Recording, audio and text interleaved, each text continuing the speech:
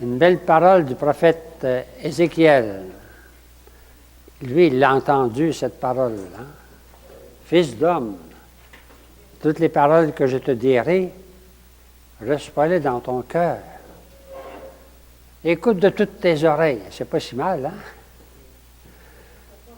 Alors, c'est le Seigneur qui lui parle. Écoute avec son cœur, puis de toutes ses oreilles. C'est pour ça que j'ai laissé la parole là. Alors, aujourd'hui, ce soir, on va voir le prophète Ézéchiel. L'autre jour, j'avais vendu quelques-uns de ses livres. Est-ce qu'il y en a ici qui en avaient acheté? Non? Est-ce que par hasard, il n'y aurait pas le nom de quelqu'un dedans? Oui, parce qu'on s'est trompé, elle l'a donné. OK? Vérifiez si c'est marqué Anne-Marie dedans. Merci. Ceux qui avaient demandé, hein, ils sont disponibles, ceux qui avaient déjà donné leur nom pour en avoir. Alors, bon. Fils d'homme, toutes les paroles que je te dirai, reçois-les dans ton cœur. Écoute de toutes tes oreilles. C'est une belle parole. Même si on retournait rien que celle-là. Le prophète Ézéchiel. Alors, comme tous les soirs, on commence tout le temps par un chant. Alors, c'est le chant des prophètes. Voix des prophètes, souffle de Dieu, fais-nous connaître le Père. Alors, on va l'écouter, puis on va le chanter. Voix des prophètes, souffle de Dieu, fais-nous connaître le Père. Vent de tempête, bible de feu, mets-le fort.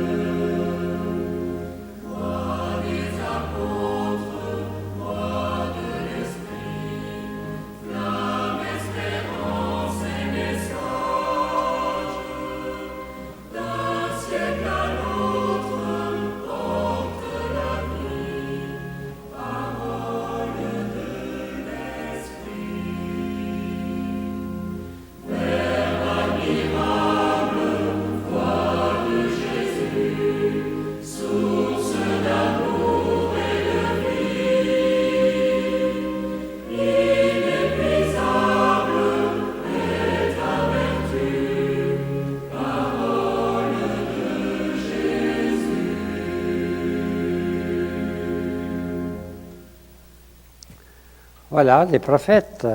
Vous commencez à connaître les prophètes. Vous vous souvenez du premier qu'on a vu, nous autres? Amos. Dieu rugit. Hein? Le deuxième qu'on a vu, c'est Osée. C'est l'amoureux. Le troisième qu'on a vu, c'est... Il y en avait 3 en un. Isaïe. Isaïe, on retient l'Emmanuel, Dieu avec vous, le serviteur, et puis l'Esprit du Seigneur est sur moi. Quand on a retenu ça, c'est assez. C'est déjà pas si mal. Retenir des 3 prophètes. Mais ce soir, il faut retenir quelque chose de plus. Il faut retenir une date. La date la plus importante dans l'histoire d'Israël. Non, bon, en tout cas, c'est laquelle? C'est 600. N'oubliez pas 600 avant Jésus-Christ, hein? Mais on la divise en 3. 600, c'est pour avoir un chiffre rond. Vous vous souvenez? Les trois chiffres, c'est tout de suite après 600. C'est 597, c'est ça? 10 ans plus tard, c'est 587. 50 ans plus tard, 537. Alors ça, c'est l'exil. Vous vous souvenez? Vous vous souvenez de ça? Oui. Jérémie, quand est-ce qu'il a prophétisé, je peux dire? Il a commencé avant. Jérémie, il a commencé avant. Puis il a prophétisé entre les 2 exils. Il y a 2 exils. Ézéchiel, ça va être différent. il va commencer, lui, oui, c'est ça, il va commencer mais il va surtout commencer en exil. Et puis, alors, c'est pas tout à fait, à peu près, mais pas tout à fait. Contemporain, mais un à Jérusalem, puis l'autre en exil, à Babylone. Alors, mais ces deux, comme vous voyez, les prophètes, on a déjà vu 4. Isaïe, Amos, Osée, Jérémie. Ils sont déjà très différents. On va voir le plus différent des plus différents, c'est Ézéchiel. C'est vraiment un personnage tout à fait différent, puis assez particulier. Un visionnaire. Alors, un visionnaire. Vous allez voir que lui, il voit, tu sais, alors c'est une visions. Alors, vous avez une feuille. Vous vous souvenez quand même de Jérémie, hein? Alors, Jérémie, c'est tous les malheurs qu'il a eus, qu'il a vécu, toutes les misères qu'il a eues. Et puis ensuite, comment il s'est plaint au Seigneur dans ses prières, ses confessions. Et comment en même temps, il annonce la nouvelle alliance. N'oubliez pas, il annonce la nouvelle alliance. Celle qu'on dit, voici le calice de voici le calice de le sang de la nouvelle alliance. C'est lui qui l'annonce.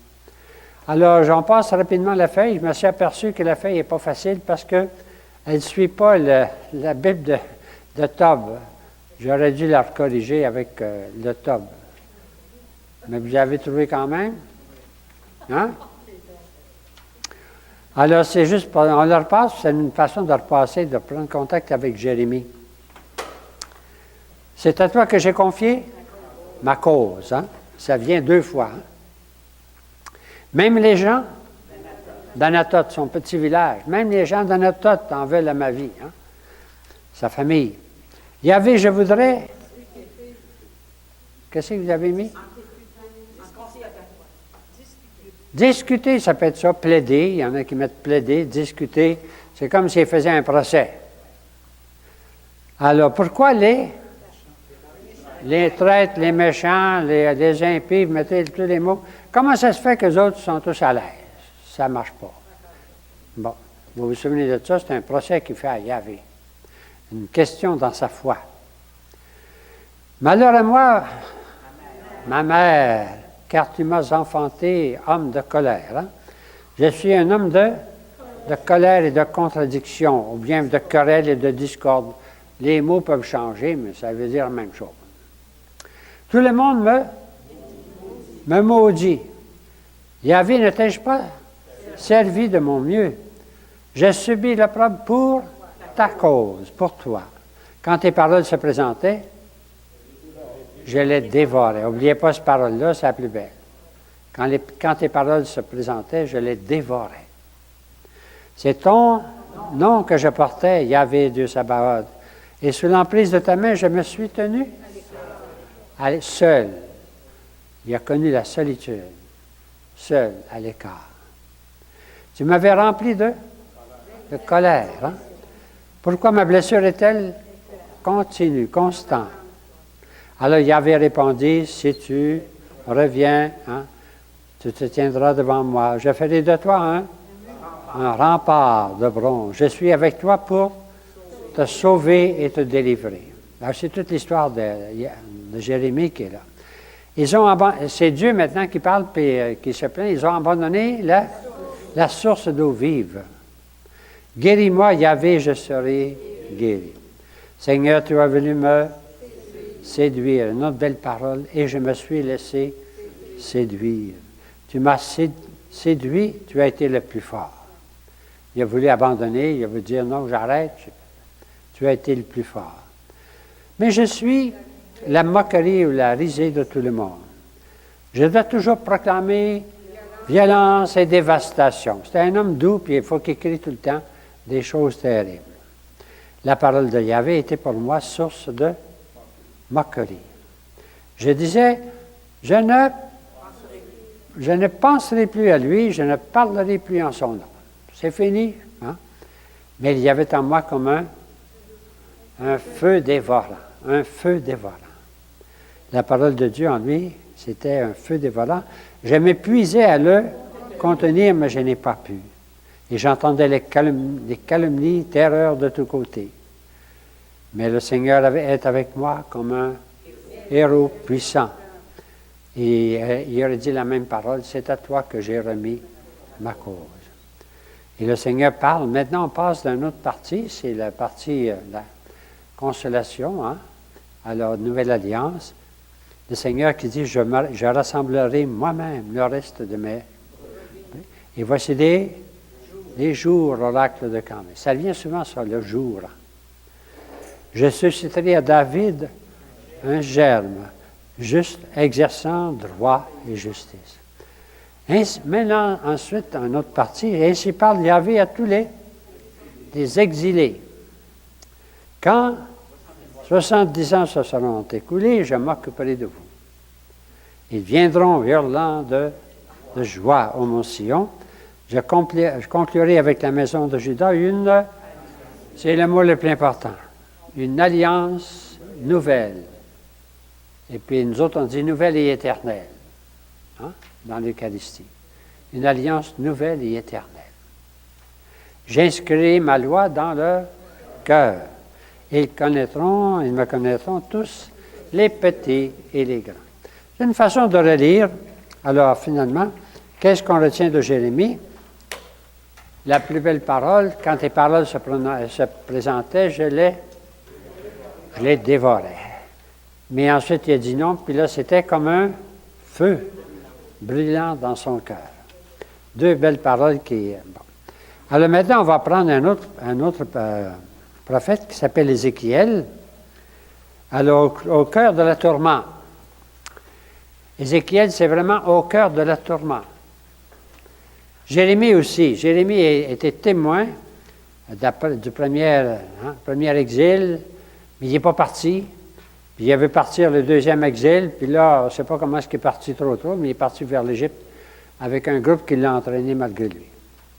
Mais Ézéchiel, lui, est parti avec le premier groupe. Lui est vraiment au cœur de la tourmente. Il était un prêtre du temple de Jérusalem. Il était parmi les prêtres, les hauts fonctionnaires, je ne sais pas trop à quel niveau, mais il faudrait se souvenir, c'est toujours un prêtre. Alors, c'était l'habitude de prendre les principaux personnels et de les amener en exil. C'est comme ça que le premier exil est fait. Le roi est amené, les nobles, les artisans de toutes sortes, puis les prêtres. Ézéchiel, il est dans le groupe. Lui, il part en exil. Alors, j'ai mis quelques images pour vous dire que le premier départ, c'est le premier départ en exil. Je ne sais pas que ça va de l'air, mais ça, c'est des peintures, hein? Ce n'est pas des photos.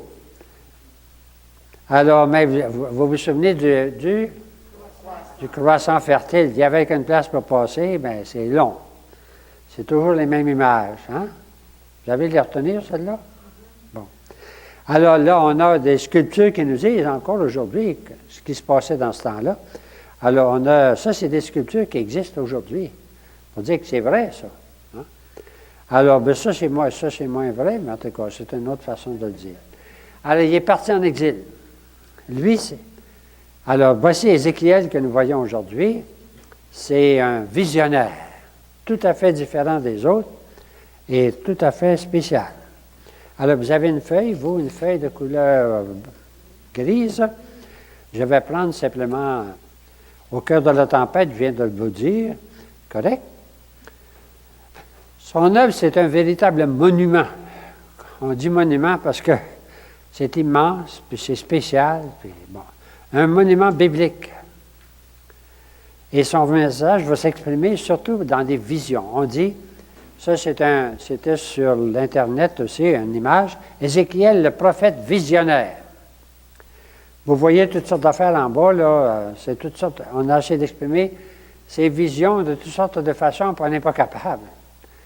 Parce qu'il décrit ça, puis ça change tout le temps.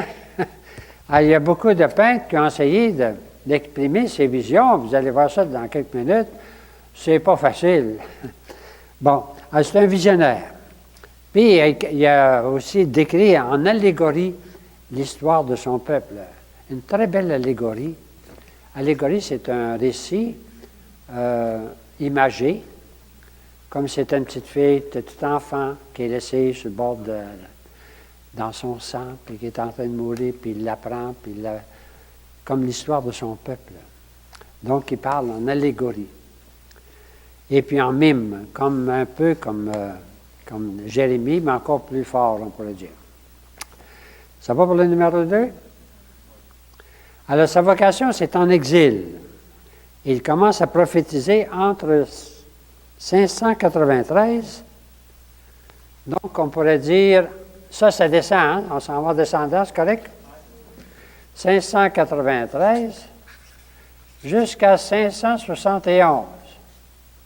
Donc, pendant l'exil, puis entre les deux. C'est les deux moments, entre les deux exils, et pendant l'exil, il continue à prophétiser en exil. Correct? Il est avec son peuple en exil. Et donc, c'est un visionnaire, c'est un moraliste, vous allez voir, c'est un prêtre. Il parle en moraliste aussi. C'est un historien, en tout cas, il fait des mimes. C'est un poète, le reste, c'est le reste. Son message principal, c'est ça qui est peut-être le plus important, son message principal,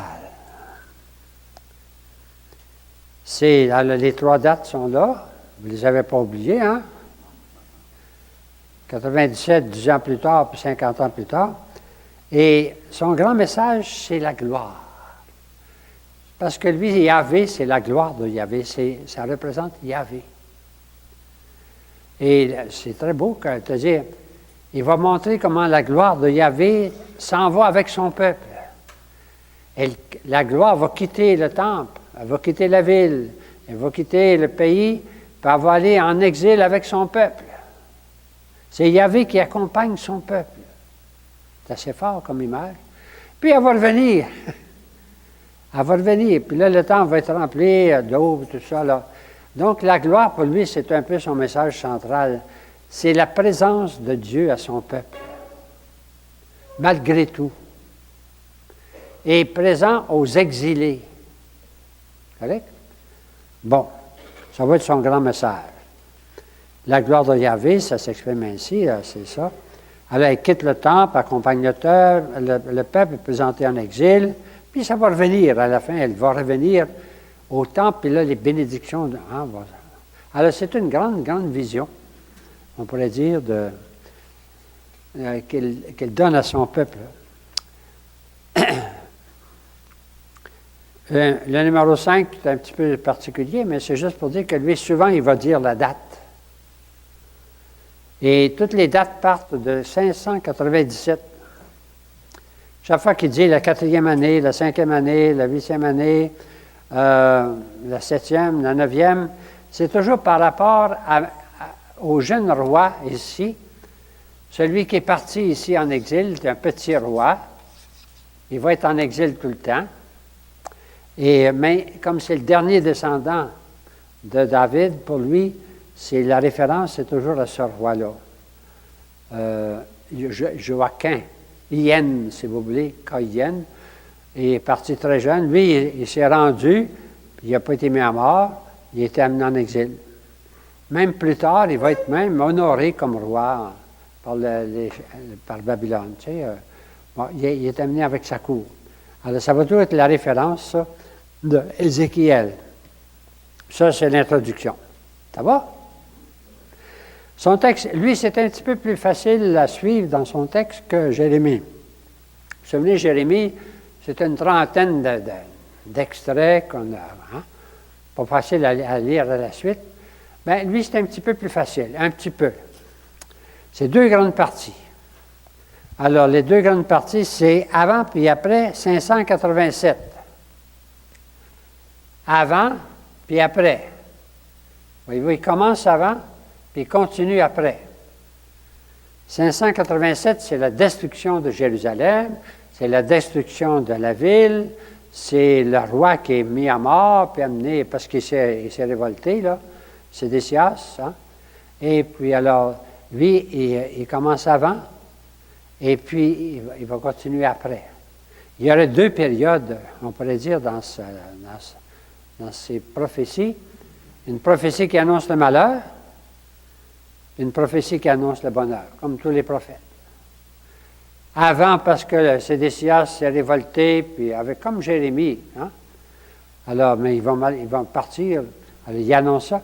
Mais après, il change, puis il commence à être un prophète de bonheur qui va revenir.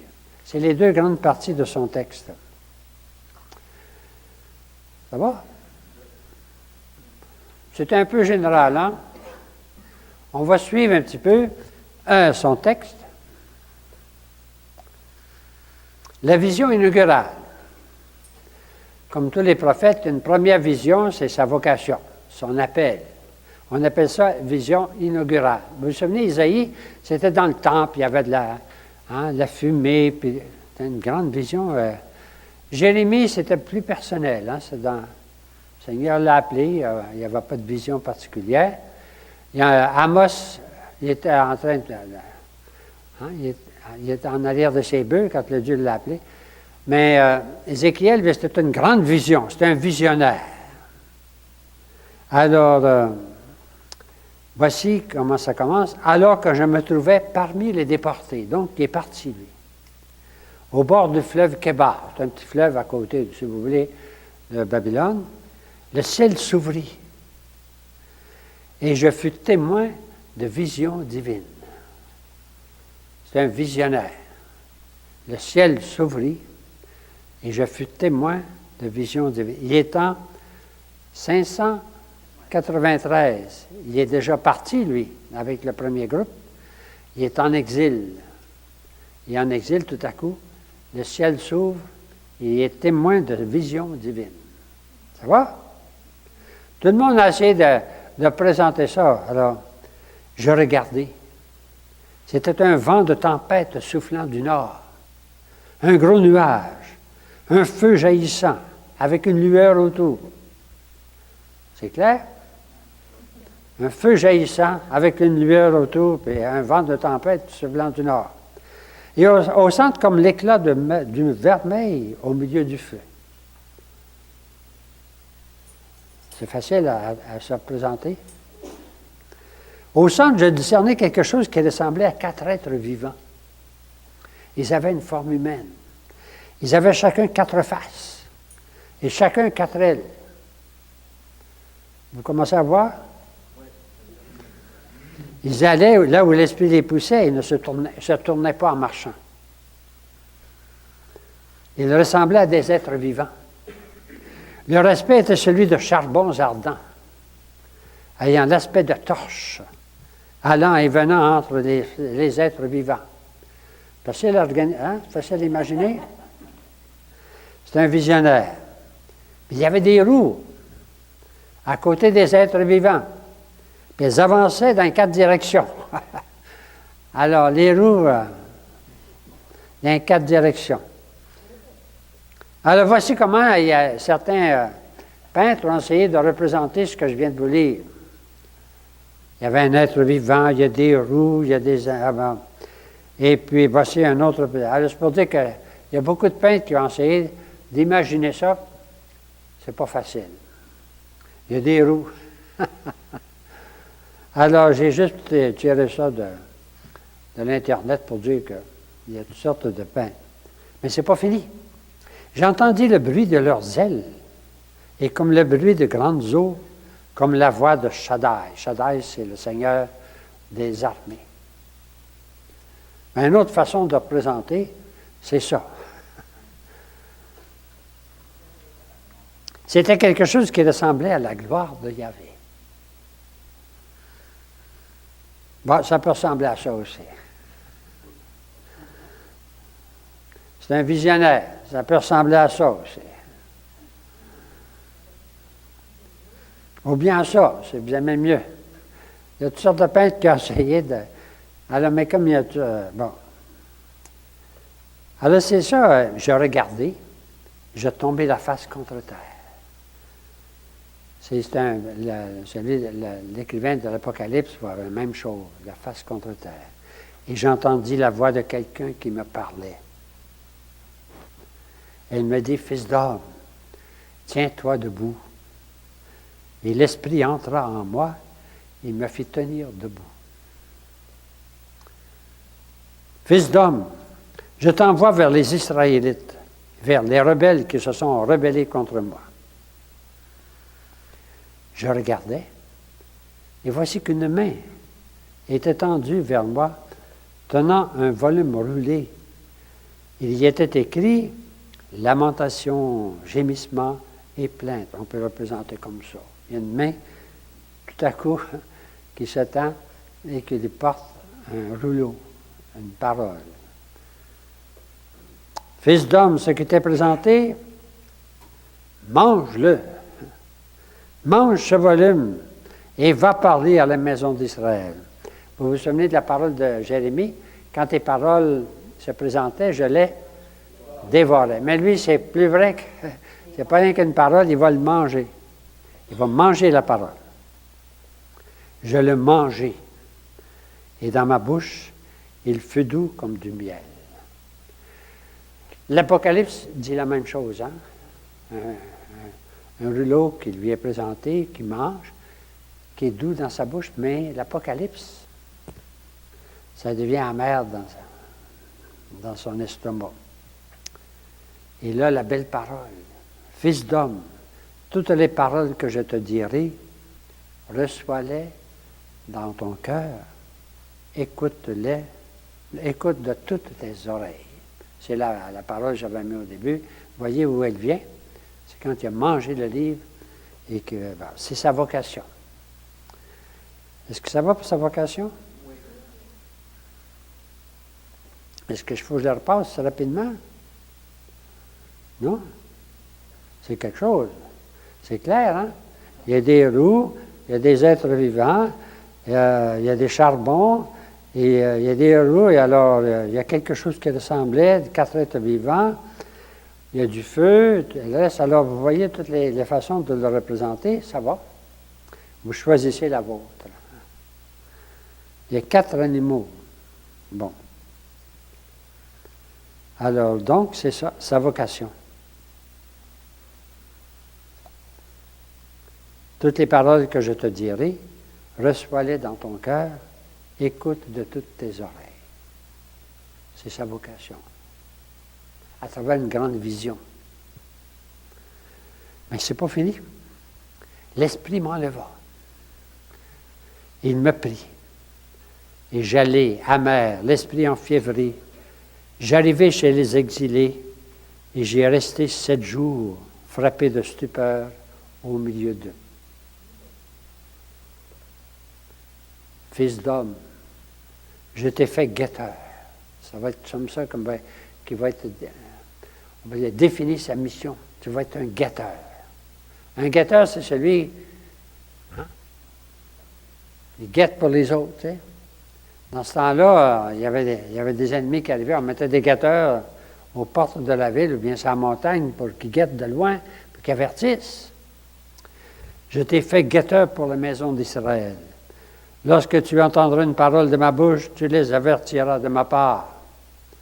Alors, c'est son rôle de guetteur. On est rendu ici. Est-ce que ça va?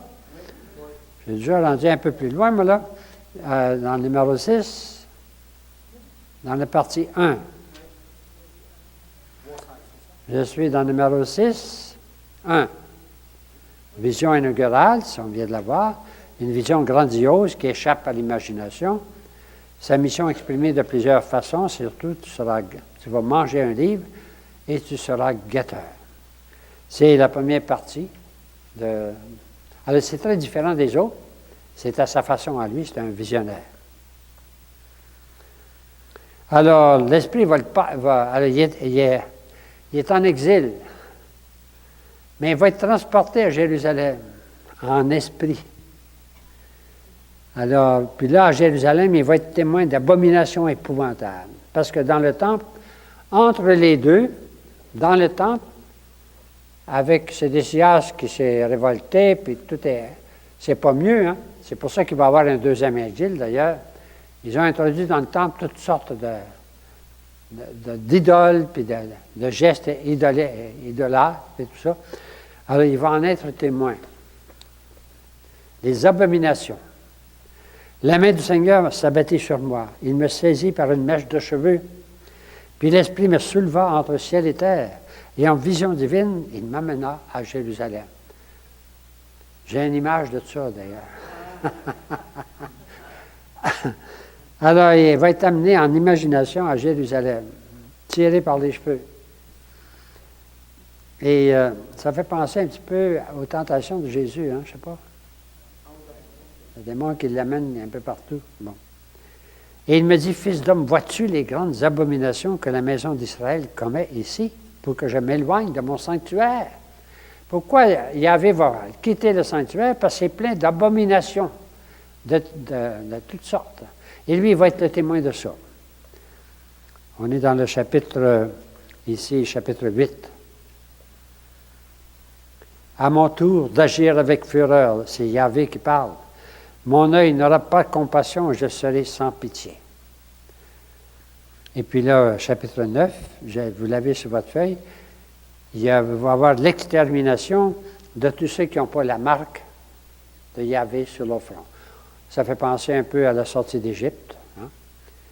Passe au milieu de la ville, au milieu de Jérusalem, et fait une marque sur le front des hommes qui gémissent et se plaignent à cause de toutes les abominations qui se commettent au milieu d'elle.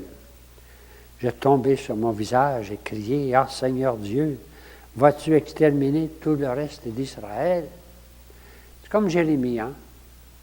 Les prophètes prient en même temps. Ils portent le malheur de leur peuple et puis ils intercèdent. Ça va? On est déjà rendu au numéro... Oui, on est dans 2. Ézéchiel, témoin des abominations, et qui annonce l'extermination de ceux qui n'ont pas le signe. J'en passe, moi, je fais justement le principal. Il y a un ange qui va passer, puis tous ceux qui n'ont pas le signe, c'est un petit peu comme dans l'Apocalypse. Alors, qu'est-ce qui arrive? Bien, la ville sera détruite. Et sa ruine va être détruite par toutes sortes de signes. Alors, il va faire des mimes. Il va mimer. Alors, un peu comme Ézéchiel, comme Jérémie, il va faire quelque chose, puis les hommes, qu'est-ce que tu fais là? Qu'est-ce que ça veut dire? Bien, c'est ça que ça veut dire. Et, au lieu de parler, il va mimer. Vous avez plusieurs mimes ici, les symboles et les mimes. Alors, le premier, va t'enfermer dans ta maison. Je ferai coller ta langue à ton palais, tu vas être muet, car c'est une engeance rebelle. Pendant je pense que des mois, c'est des années même, il va être muet, renfermé dans sa maison, et puis c'est le signe. C'est un signe. Puis un autre, c'est prendre une brique, mets-la devant toi. Tu marqueras sur la brique Jérusalem. Et tu construiras autour d'elle des retranchements. Tu élèveras en contre elle un remblai. Tu en feras le siège. C'est un signe pour la maison d'Israël. Le deuxième exil. Ça va? Tu te coucheras sur le côté droit. Tu porteras la faute de la maison de Juda un jour pour une année. Il ne bougera pas. Alors, c'est un drôle de bonhomme. Il y en a qui ont essayé de faire son analyse psychologique. Puis un autre, prends une lame de rasoir, puis fais-la passer sur ta tête et ta barbe. Alors, puis tu prendras une balance, tu partageras les poids, tu auras coupé, hein, tu partageras, et puis tu répandras au vent le dernier tiers. Parce qu'un tiers de tes habitants, j'en dispenserai à tous les vents. Alors, c'est un autre signe. Ceux qui restent à Jérusalem seront dispersés à tous les vents. Et c'est-tu assez? Il y a un autre mime. Fais-toi un bagage d'exilés. Les exilés, on a vu tout à l'heure qu'ils partaient avec un bagage, c'est pas grand-chose dans ce temps-là, c'est un sac, et partent en exil sous leurs yeux. Il est déjà en exil, mais quand même, il va faire ce geste-là. Pour dire que ceux qui sont encore à Jérusalem, il va leur dire, vous allez partir, vous autres aussi. Son message, c'est pour les gens de Jérusalem. Alors, vous allez partir, vous autres aussi. C'est le numéro 3 ici sur votre page. Vous allez partir, vous autres aussi. Alors, il fait le geste du bagage. À leurs yeux, fait un trou dans le mur Alors, il prend un bagage, puis il fait un trou dans ces maisons-là, c'est en terre, là. Il fait un trou dans le mur, puis tu sortiras. Et à leurs yeux, tu chercheras ton ballot sur l'épaule. Ils vont dire, qu'est-ce que tu fais là? Mais je suis en train de vous dire, vous allez partir, vous autres aussi. Tu sortiras dans l'obscurité. Tu te couvriras le visage pour ne pas voir le pays. Car j'ai fait de toi un présage pour la maison d'Israël. Alors, c'est toute la première partie. Il va commencer à annoncer en exil. Le deuxième exil, c'est ce qu'il annonce. Il l'annonce auprès des exilés, mais il l'annonce pour les gens de Jérusalem qui ne veulent pas se convertir et qui vont subir le deuxième exil qui est pire que le premier, destruction totale. Alors, la vision maintenant, la gloire de Yahvé, qu'est-ce que Yahvé fait avec ça? Mais Yahvé va quitter la ville. Puis il va accompagner son peuple en exil. Alors là, c'est une vision bien particulière. Hein? La gloire de Yahvé sortit sur le seuil. Il commence par sortir sur le seuil du temple. Et s'arrêta, la gloire il a été entouré de chérubins. Les chérubins s'arrêtaient à l'entrée du porche oriental du temple. Alors les chérubins levèrent leurs ailes. La gloire de Yahvé s'éleva au milieu de la ville et s'arrêta sur la montagne qui se trouve à l'orient de la ville. C'est le mont des Oliviers, je pense bien. Alors, on voit sortir la gloire qui quitte ce temple, qui va être détruit, qui quitte la ville, puis qui va accompagner les exilés. C'est ça. Alors donc, on a le principal est fait déjà ici. La vision, c'est le départ de la gloire qui quitte le temple puis le pays, mais qui accompagne les exilés. Et ça, c'est le grand message d'Ézéchiel, c'est que Dieu est avec son peuple, même en exil.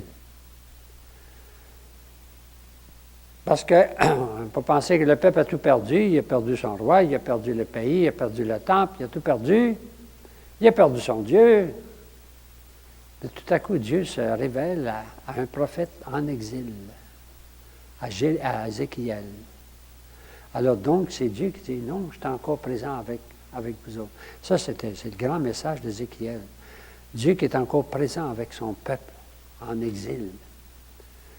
Alors c'est ça qui va révéler au peuple, que le Seigneur est présent avec son peuple en exil, malgré toutes les apparences. Alors c'est son message. Il va le faire avec l'image de la gloire. La gloire de Yahvé, au début, il avait dit, ça ressemble à la gloire dans sa vision, il dit que ça ressemble à la gloire de Yahvé. C'est une des images que je vous ai montrées tout à l'heure, laquelle. Hein?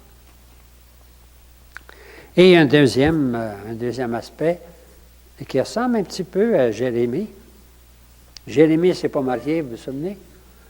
Tu n'auras pas d'enfant, tu n'auras pas de femme, tu vas être tout seul, tu vas être triste. Ça, c'était Jérémie, qui était le signe. Lui, il va le vivre autrement. Lui, il est marié. Alors, Yahvé va lui dire, ta femme va mourir. Et puis, tu ne pleureras pas. Il va être un signe encore là, dans sa vie, un peu comme Jérémie, signe dans sa vie. Alors, malgré la mort, c'est-à-dire à travers la mort de sa femme, il va vivre quelque chose de plus. Pleure pas, ça va être pire. C'est une façon de parler. C'est un signe vécu du décès de son épouse. Voici ce que Yahvé va lui dire, fils d'homme, voici que je vais t'enlever subitement la joie de tes yeux. C'est son épouse. Je vais t'enlever subitement la joie de tes yeux. Mais tu ne te lamenteras pas. Tu ne pleureras pas. Gémis en silence. Ne prends pas le deuil des morts. Tu vas être un signe de mort. Alors, le signe le plus fort, c'est que tu ne pleureras même pas. Alors, c'est des signes, hein? Alors, même la mort de sa femme. Et voici comment Yahvé va l'expliquer. Voici que je vais profaner mon sanctuaire, l'orgueil de votre force, la joie de vos yeux, la passion de vos âmes. Le peuple était attaché à son temple, à sa ville. Eh bien, le fait qu'il perde sa femme, ça devient le signe que Yahvé va abandonner le temple, la ville et tout. Alors, il est donc les prophètes par sa vie. Bon. Ça va? Oui. Bon, on va tourner la page.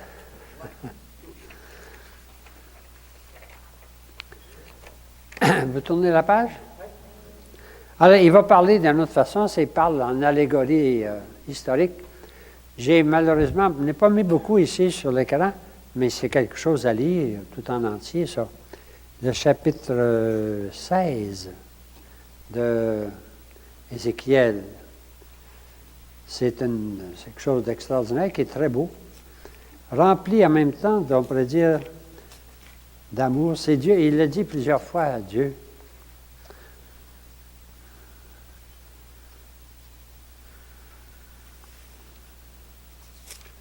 J'ai marqué chapitre 16, oui. Le titre ici, Jérusalem était comme un enfant abandonné. J'étais pris, tu étais en train de mourir sur le bord de la route, tu étais un enfant, puis tu étais dans ton sang. Et alors je t'ai pris, j'ai pris soin de toi, tu as grandi, je t'ai même épousé. Hein? Et puis, mais tu t'es, comme tout le temps, prostitué. C'est tout le temps un mot qui vient. Hein? Tu t'es tourné vers d'autres dieux. Et le mot prostitution vient tout le temps dans les prophètes. Tu t'es prostitué. Alors, c'est une allégorie. Alors, j'ai juste quelques petits extraits ici parce que c'est comme un enfant abandonné. Le jour où tu es né, tu as été jeté dans les champs.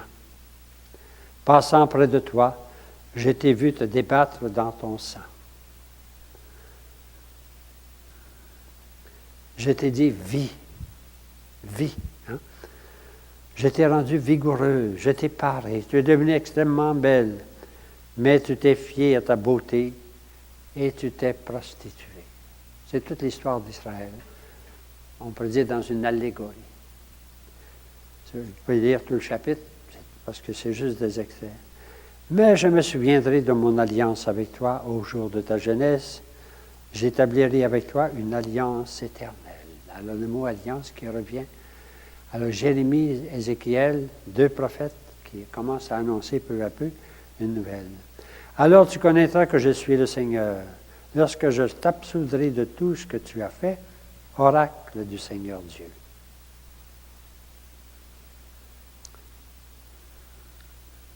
Alors, ça va? Alors ici, je continue un petit peu sur le rôle du prophète. C'est Yahvé qui parle à son peuple, par le prophète. Et tout au long, on sent que Yahvé voudrait donc que son peuple écoute. Mais le peuple n'écoute pas.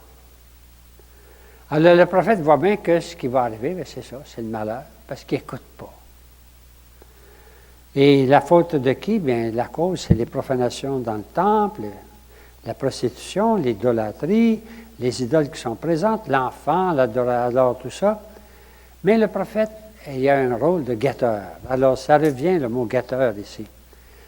Si le guetteur voit venir, l'épée ne sonne pas du corps, les gens ne sont pas avertis, c'est par la faute du guetteur que l'un d'eux sera emporté, et je demanderai compte de son sang au guetteur.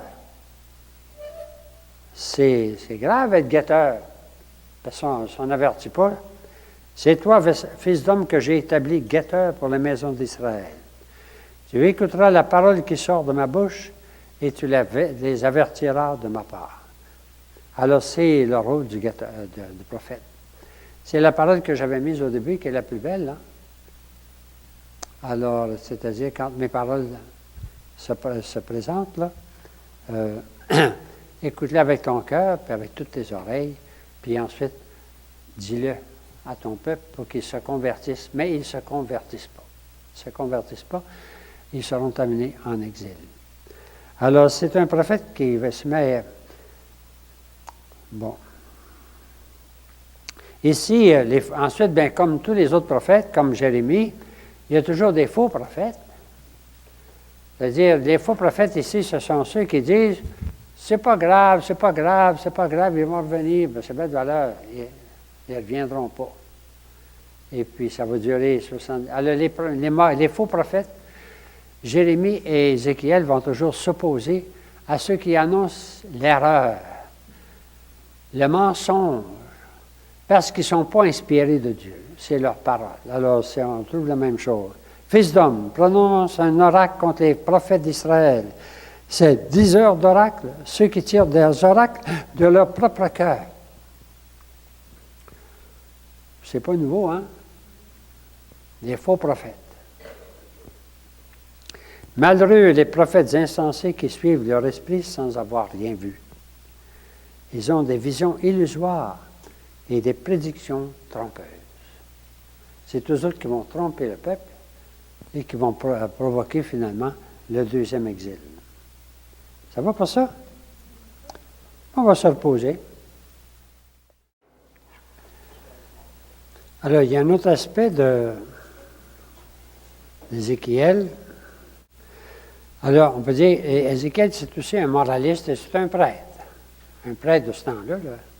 Un prêtre, donc, qui est habitué à faire des cas, tu sais, des cas. Ça, c'est bon, ça, c'est pas bon. Puis, en tout cas, il a souvent parlé en prêtre, c'est-à-dire en... Alors, il va développer une idée tout à fait nouvelle dans la Bible, qui est bien importante pour nous autres, mais c'était nouveau dans ce temps-là. Dans ce temps-là, tout le monde était coupable en même temps. Si le père était coupable, les enfants étaient coupables. En tout cas, il y avait ce sens de responsabilité commune qu'on a perdu, nous autres, pas mal, mais ça faisait partie un petit peu de la mentalité des nomades. Les nomades, c'est des gens qui vivent ensemble pour survivre. Et alors, ils ont besoin les uns des autres tout le temps. Eh bien, quand c'est porté dans la religion, dans la responsabilité, bien c'est ça. S'il y en a un qui est coupable, tout le monde est coupable. Bien, alors, il va protester contre ça. Et c'est tout à fait nouveau dans la Bible comme expression. Nous autres, ça nous est tellement simple. Ça nous paraît peut-être un peu simple, mais pour Ézéchiel, c'est bien important. Alors, voici comment il va présenter ça. Vous avez ça au numéro 7. Une réflexion sur la responsabilité personnelle. Chacun responsable de sa vie à lui. C'est une nouveauté dans la Bible. Alors, la solidarité communautaire des nomades est traditionnelle, mais elle n'efface pas de la responsabilité personnelle. Évidemment, jusque-là, on dit que c'est tout le peuple qui est responsable, puis tout le monde, puis les chefs, et tout ça. Ensuite, Ézéchiel va dire aussi, c'est chacun. Hein? C'est le discours d'un prêtre casuiste. Casuiste, ça veut dire qu'il est habitué à dire, à aller voir les prêtres pour savoir qu'est-ce qui était bon, qu'est-ce qui était bas. Alors, un casuiste. Alors, à chacun sa conduite. Pas d'héritage de responsabilité. C'est pas parce que mon père était mauvais que je suis responsable. On ne fait pas la moyenne du bon et du mauvais. Ça, c'est même pour aujourd'hui, pour nous autres. On ne fait pas la moyenne. On a eu il y a quelques deux, trois dimanches, l'Évangile, c'était ça. Hein? Il me semble d'avoir dit ça dans mon homélie, mais en tout cas, on ne fait pas la moyenne. C'est-à-dire, celui qui était bon au début, puis qui devient mauvais à la fin, mais il est condamné. Celui qui était mauvais, puis il est sauvé. Ce n'est pas une question de moyenne. Il n'y a pas de moyenne. Dans notre vie, c'est ce qui arrive à chacun. Et la fin qui compte. Alors ça, c'était dans l'Évangile il y a trois semaines. Là. 2 semaines? 3 semaines. 2 semaines. Alors, on le retrouve dans Ézéchiel. Mais en même temps, le Seigneur ne veut pas la mort du pécheur. Ça, c'est une parole tout le temps vraie. Le Seigneur ne cherche pas la mort du pécheur, il cherche sa conversion. Parce qu'il veut lui donner la vie. C'est des paroles du prophète Ézéchiel qui sont pour aujourd'hui, et c'est celles qu'on garde dans la liturgie la plupart du temps. Je ne veux pas la mort du pécheur, je veux qu'il se convertisse parce que je veux lui donner la vie. Mais il faut qu'il se convertisse. Alors, c'est venu déjà avec... voici quelques paroles qu'on peut citer d'Ézéchiel. Qu'avez-vous à répéter le proverbe? C'est un proverbe du temps. Les pères ont mangé des raisins verts, les dents des fils en ont été agacées. Une façon imagée de dire, si les pères ont fait quelque chose de mal, c'est les fils qui en souffrent. C'est l'image, hein? Ils ont mangé du raisin vert, puis les fils Ben alors, c'est une image pour dire on porte la responsabilité du Père sur le Fils. Alors, quiconque conduit selon mes lois, en agissant selon la vérité, un tel homme est juste, il vivra. Alors, c'est vraiment le principal de ça. C'est très résumé ici parce que j'aurais pu en mettre plus que ça. Les oracles de Yahvé, donc les moralistes. C'est tout ce que j'ai mis sur mon écran, là. Mais vous pourrez lire davantage dans les chapitres 18 et 33, si vous savez. La responsabilité sur la réflexion personnelle. La responsabilité personnelle. Je vais vite pour le reste parce que j'ai rien mis sur l'écran, ce sera énorme.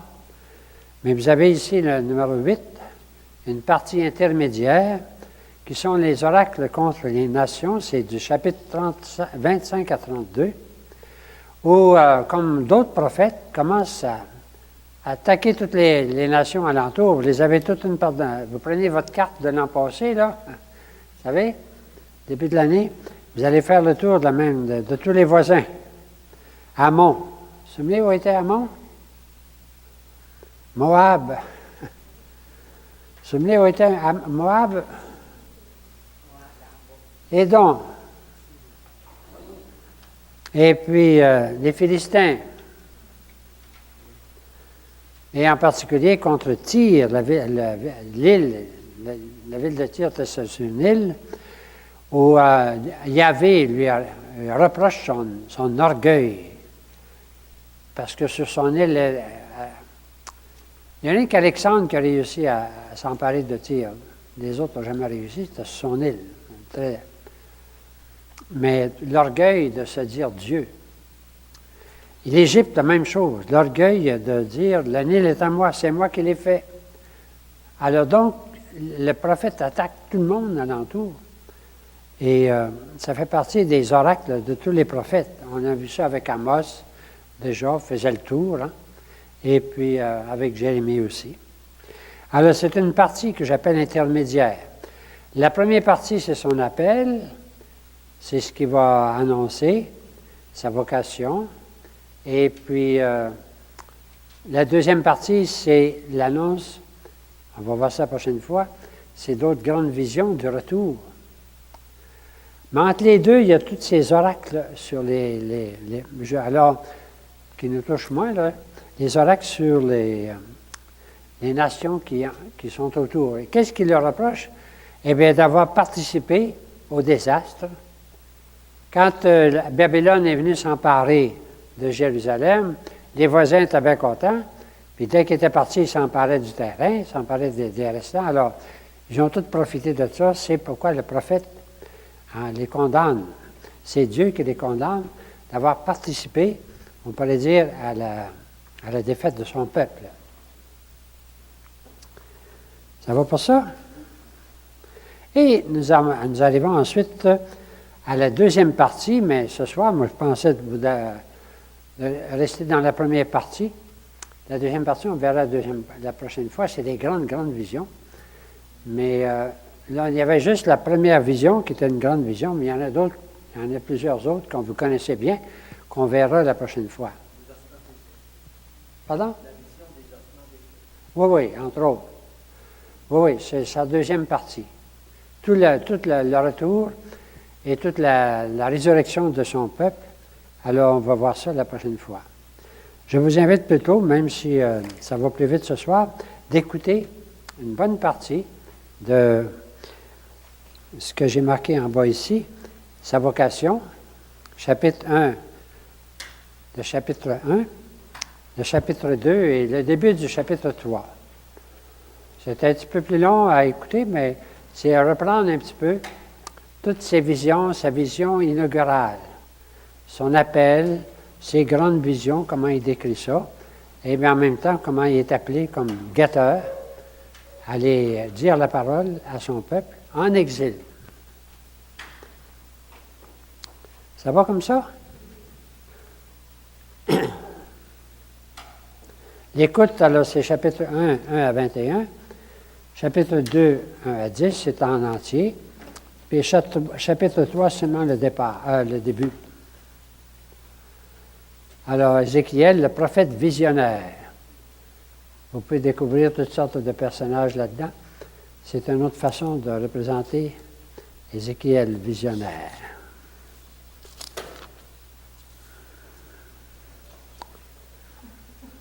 Ça va?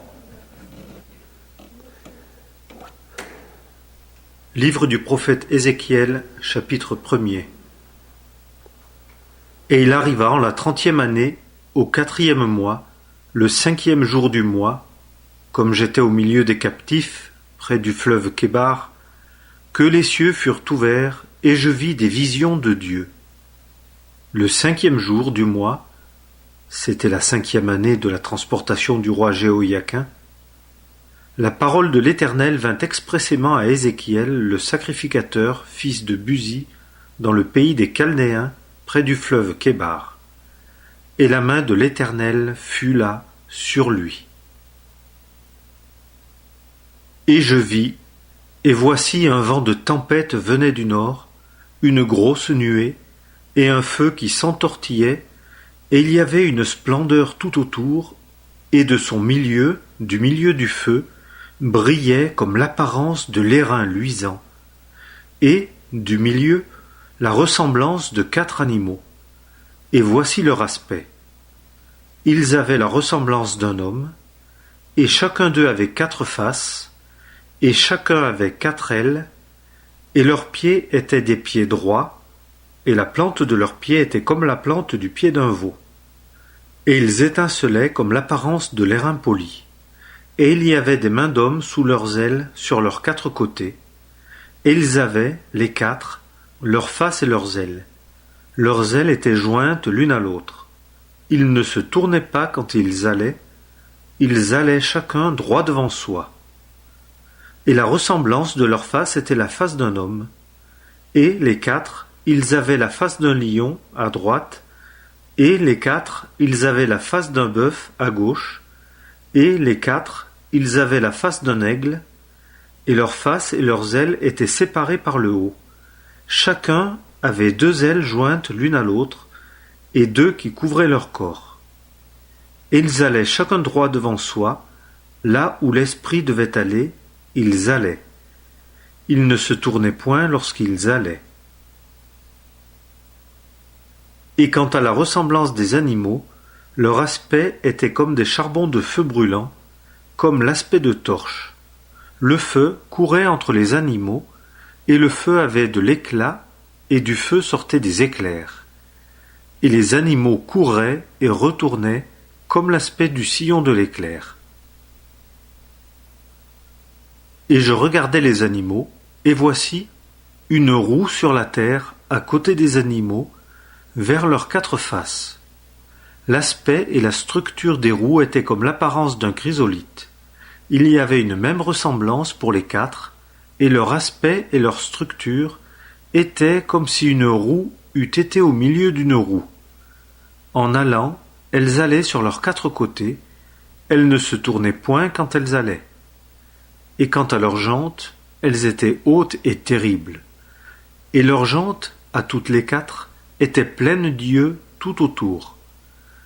Et quand les animaux allaient, les roues allaient à côté d'eux. Et quand les animaux s'élevaient de dessus la terre, les roues s'élevaient. Là où l'esprit devait aller, là ils allaient, là leur esprit tendait à aller. Et les roues s'élevaient auprès d'eux, car l'esprit de l'animal était dans les roues. Quand ils allaient, elles allaient. Et quand ils s'arrêtaient, elles s'arrêtaient. Et quand ils s'élevaient de dessus la terre, les roues s'élevaient auprès d'eux, car l'esprit de l'animal était dans les roues. Et au-dessus des têtes de l'animal, il y avait la ressemblance d'une étendue, comme l'apparence d'un cristal terrible étendu sur leur tête, en haut. Et au-dessous de l'étendue, leurs ailes se tenaient droites l'une vers l'autre. Chacun en avait 2, qui couvraient leur corps d'un côté, et chacun en avait 2, qui couvraient leur corps de l'autre côté. Et j'entendis le bruit de leurs ailes quand ils volaient, comme le bruit de grandes eaux, comme la voix du Tout-Puissant, un bruit tumultueux comme le bruit d'une armée. Quand ils s'arrêtaient, ils abaissaient leurs ailes, et il y avait une voix au-dessus de l'étendue qui était sur leur tête. Quand ils s'arrêtaient, ils abaissaient leurs ailes.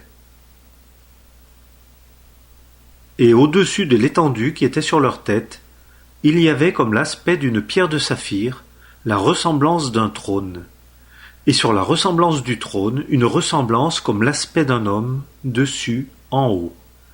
Et je vis comme l'apparence de l'airain luisant, comme l'aspect du feu, au-dedans tout autour, depuis l'aspect de ses reins vers le haut et depuis l'aspect de ses reins vers le bas, je vis comme l'aspect du feu, et il y avait une splendeur tout autour.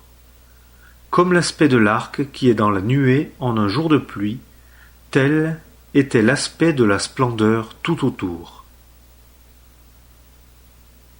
C'était là l'aspect de la ressemblance de la gloire de l'Éternel. Et je vis et je tombai sur ma face, et j'entendis une voix qui me parlait.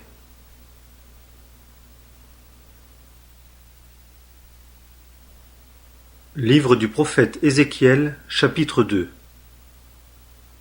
Et il me dit, Fils d'homme, tiens-toi debout sur tes pieds, et je parlerai avec toi. Et comme il me parlait, l'Esprit entra en moi, et me fit tenir sur mes pieds, et j'entendis celui qui me parlait. Et il me dit, Fils d'homme, je t'envoie vers les fils d'Israël, vers les nations, les rebelles qui se sont rebellés contre moi. Eux et leurs pères m'ont désobéi jusqu'à ce jour même. Et ce sont des fils à la face impudente et au cœur obstiné. Je t'envoie vers eux, et tu leur diras, Ainsi dit le Seigneur l'Éternel. Et eux, soit qu'ils écoutent, soit qu'ils n'en fassent rien, car ils sont une maison rebelle, ils sauront qu'il y a eu un prophète au milieu d'eux. Et toi, fils d'homme, ne les crains pas, et ne crains pas leurs paroles, car tu as près de toi des ronces et des épines, et tu demeures parmi des scorpions. Ne crains point leurs paroles, et ne sois point effrayé de leur visage, car ils sont une maison rebelle. Et tu leur diras mes paroles, soit qu'ils écoutent, soit qu'ils n'en fassent rien, car ils sont rebelles. Et toi, fils d'homme, écoute ce que je te dis.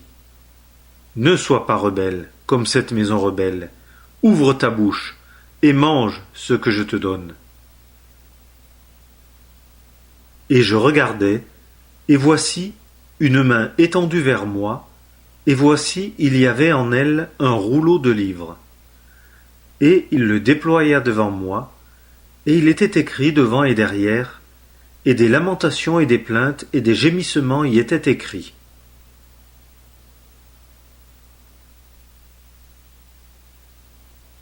Livre du prophète Ézéchiel, chapitre 3. Et il me dit, Fils d'homme, mange ce que tu trouves, mange ce rouleau, et va, parle à la maison d'Israël. Et j'ouvris ma bouche, et il me donna à manger ce rouleau. Et il me dit, Fils d'homme, nourris ton ventre, et remplis tes entrailles de ce rouleau que je te donne. Et je le mangeai, et il fut dans ma bouche doux comme du miel.